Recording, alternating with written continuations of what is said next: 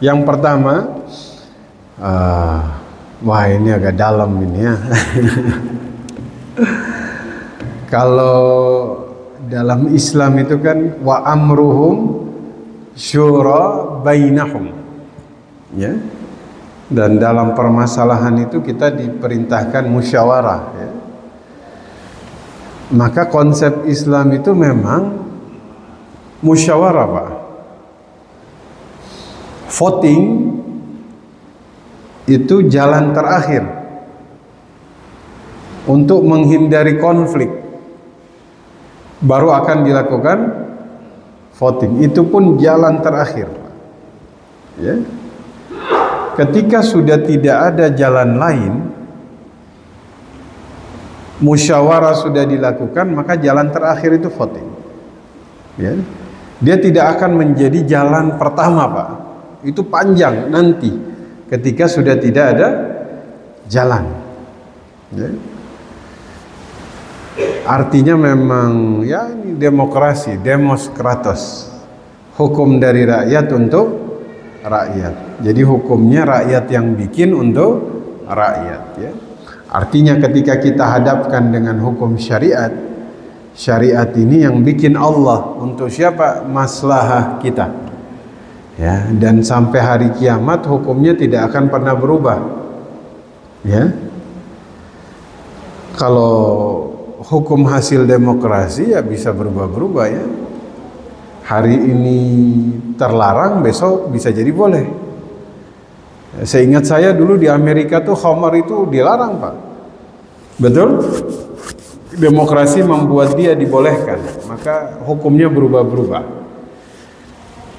Akhirnya kadang-kadang ada satu hasil keputusan yang dihasilkan dari voting, di mana yang ikut berkontribusi dalam voting tersebut ya orangnya banyak, Pak. Betul? Ada satu kecenderungan, Pak, orang yang buruk dia akan memilih orang yang sama dengan dia. Betul? Orang-orang yang kira-kira bisa mendukung dia di dalam keputusan. Misalnya dia pilih si fulan karena si fulan ini ya satu, ya begitulah, Pak. Apakah kita ikut berkontribusi di sini? Ya, ini kita sebagai warga negara, kita memilih, kita berhujjah dengan apa yang tampak di hadapan kita, Pak. Karena kita nggak tahu, ya secara zahir ya ini orang baik. Ketika ternyata kemudian dia khianat, kita berlepas diri karena kita berhukum dengan sesuatu yang zahir, ya. Wallahu alam, kita pilih karena dia baik, ternyata suatu ketika dia tidak baik, dia khianat, kita berlepas diri. Kecuali dari awal kita udah tahu nih orang khianat, sengaja kita pilih, ya itu yang kita akan dimintakan pertanggungjawaban. Wallahu alam, wallahu alam. Ini kalau dibahas tuntas panjang ini soalnya. Wallahu alam. Yang kedua, Pak Toto tadi, kalau dia pemilik perusahaan nggak masalah, Pak. Kalau dia pemilik perusahaan, konfliknya nggak ada, karena dia yang punya. Hatta misalnya dia cari pekerja, ada orang mau kerja di perusahaan dia, dia bayar sekalipun nggak masalah. Kenapa? Karena itu punya dia, Pak Toto. Tidak masalah. Ini jadi problem ketika orang yang digaji oleh dia. Ya, nah, nanti kayaknya kita belum bahas sampai ke bab itu nanti. Insya Allah kita bahas. Ya. Yang kedua, bolehkah orang dizolimi mendoakan orang yang menzolimi? Silahkan, itu haknya dia. Makanya berhati-hatilah terhadap doa orang mazlum. Doa orang yang terzolimi itu dia nggak ada singgah-singgah di mana tempat, Pak. Dia dikasih jalur khusus. Ya, kayak misalnya kita dari sini ke Jakarta itu jalan dibersihin, Pak. Dari sini ke Sudirman tuh misalnya, ini biasanya hari apa yang macet? Senin. Tangerang Sudirman berapa jam? 2 jam. Ini jalan dibersihin, nggak boleh ada satupun mobil di jalan, kosong melompong. Itu kira-kira nyampe berapa lama? 20 menit nyampe. Nah kayak begitu doa orang yang mazlum. Nabi SAW memang beliau tidak pernah kemudian menggunakan doanya untuk orang yang menzalimi beliau. Itu beliau simpan nanti sebagai syafaat di hari kiamat. Satu-satunya Nabi yang doa pamungkasnya disimpan untuk syafaat ya Nabi SAW.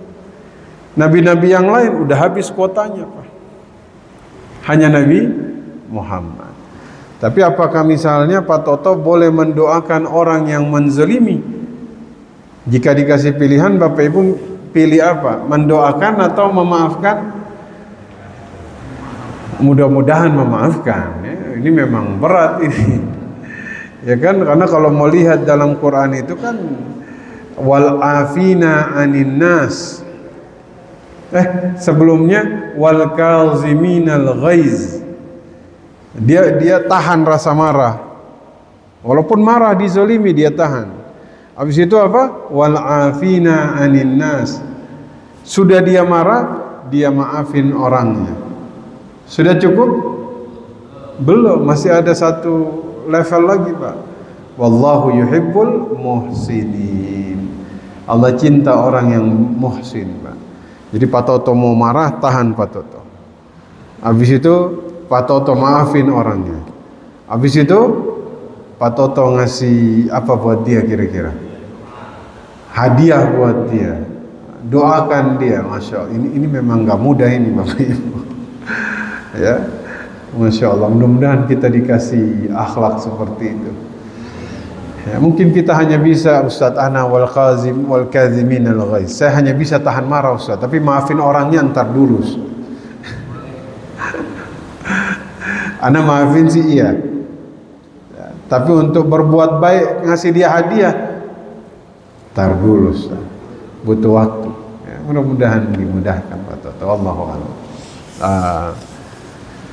Tadi dalam fikih itu Hanafi, Maliki, Hanabila, Syafi'iyah semua jelas. Tentang bahkan kalau Imam Hanafi anaknya, Imam Syafi'i, Imam Maliki keluarganya, istrinya, orang tua ini diperluas lagi. Ya. Bagaimana jika kemudian dia beli karena memang kualitasnya bagus? Tidak ada konflik kepentingan sama sekali. Ini murni karena memang barangnya bagus. Ya karena memang produksinya bagus. Wallahu a'lam bishawab. Kalau tidak ada konflik kepentingan, harga normal tidak ada. Nah, ini mungkin masih boleh. Wallahu a'lam. Ya. Tidak ada kepentingan. Ya. Seperti itu. Tapi kalau dia masih bisa berikhtiar lain, cari yang lain yang sama bagusnya, sama lebih terpercayanya, itu mungkin lebih selamat. Wallahu a'lam. Wallahu a'lam. Nah, silakan, Pak.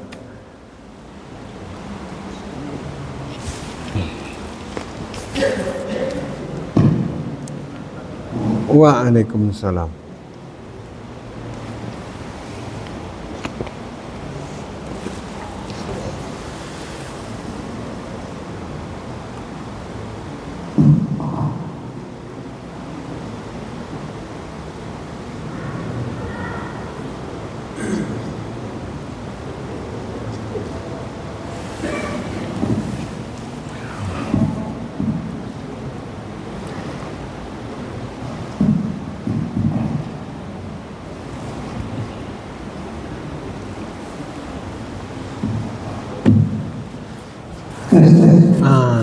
Sudah, alhamdulillah.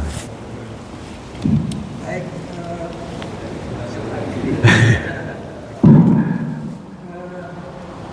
saya memahami fikih ini sesungguhnya persoalan yang dinamis.